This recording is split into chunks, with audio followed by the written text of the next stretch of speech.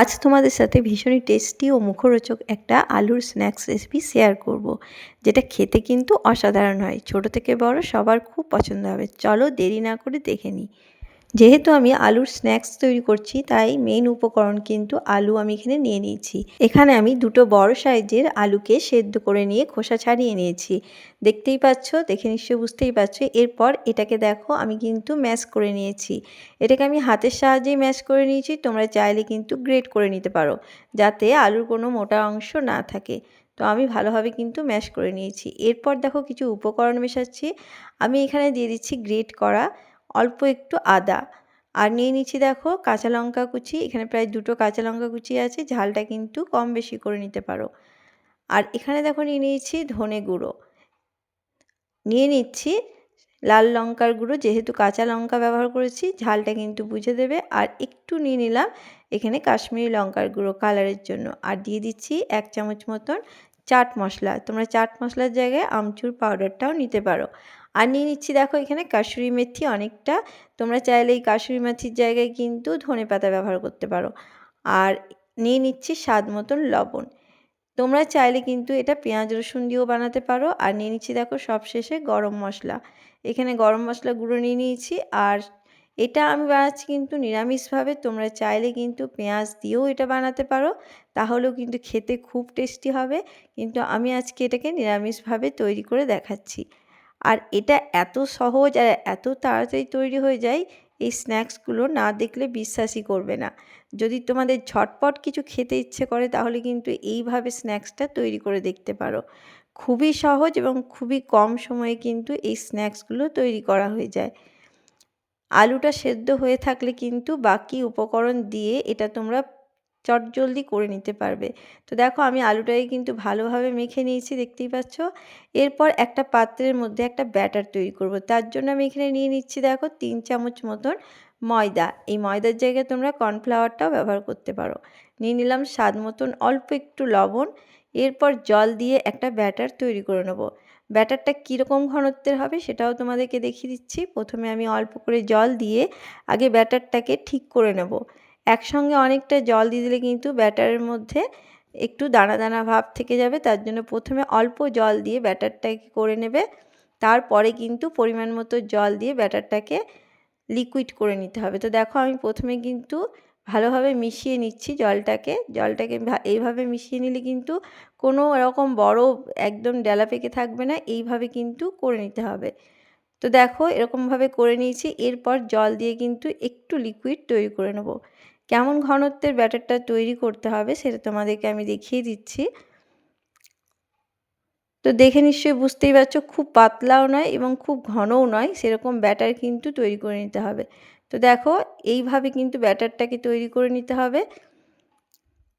দেখো দেখে বুঝতেই পারছো যে কেমন ঘনত্বের তৈরি করেছি। তো চলো, ব্যাটারটা কিন্তু আমার পুরো রেডি হয়ে গেছে। তো ব্যাটারটাকে আমি এবার সরিয়ে রাখছি।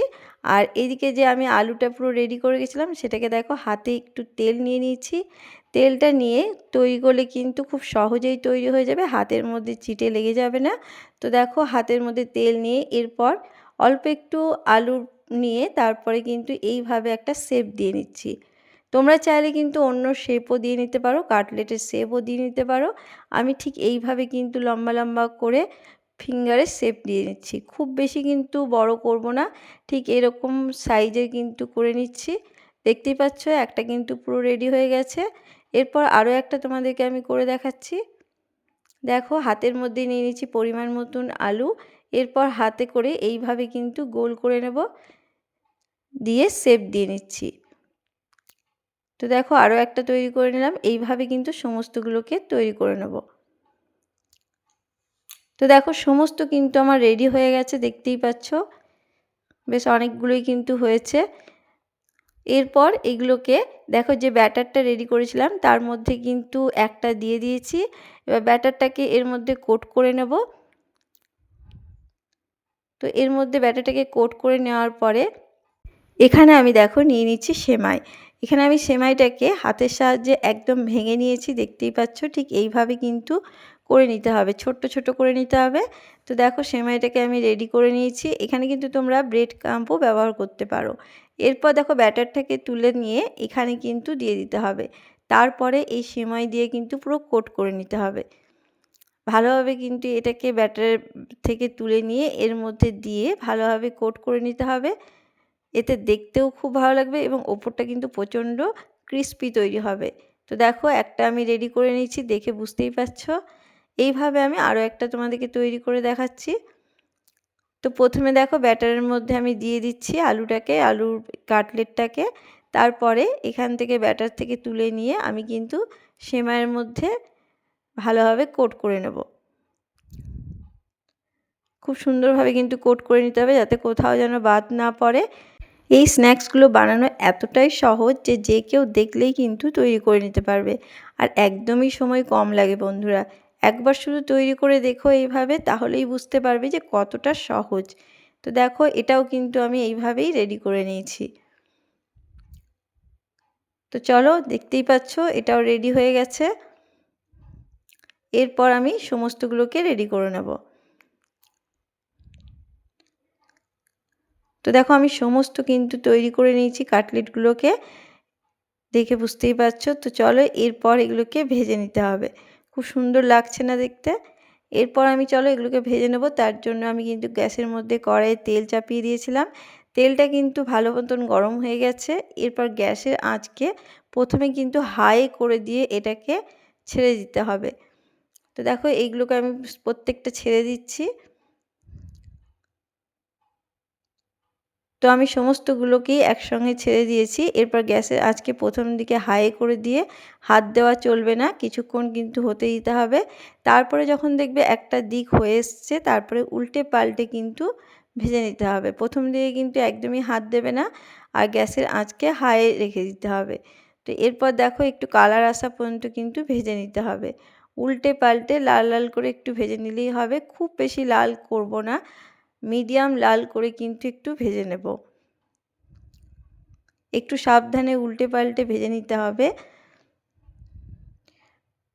তো দেখতেই পাচ্ছ কালার কিন্তু চলে এসছে, এরকম কালার আসা অবধি কিন্তু করে নিতে হবে। তো চলো এগুলোকে এবার তুলে নেবো একে একে। এগুলো খেতে কিন্তু বন্ধুরা অসাধারণ হয়, একবার শুধু তৈরি করে দেখো। তো দেখো সমস্ত কিন্তু আমি তুলে নিয়েছি। এটাকে সসের সাথে আমি এটাকে সার্ভ করলাম। সসের সাথে কিন্তু অসাধারণ লাগে, না হলে কিন্তু শুধু মুখেও খুব ভালো লাগে খেতে। চায়ের সাথেও খেতে খুবই অসাধারণ লাগবে। আর এই রেসিপিটা বা এই স্ন্যাক্সটা এতটাই সহজ যে কেউ কিন্তু তৈরি করে নিতে পারবে। দেখে নিশ্চয়ই বুঝতেই পারছো ওপরটা একদম ক্রিস্পি তৈরি হয়েছে, একদম মুচমুচে, মুখে দিলেই কিন্তু একদম কুড়মুড়ে আওয়াজ উঠবে, এতটাই ক্রিস্পি। এরপর ভেতরটা দেখো একদম নরম। কেমন লাগলো আমার আজকের রেসিপি? ভালো লাগলে অবশ্যই চ্যানেলটাকে সাবস্ক্রাইব করে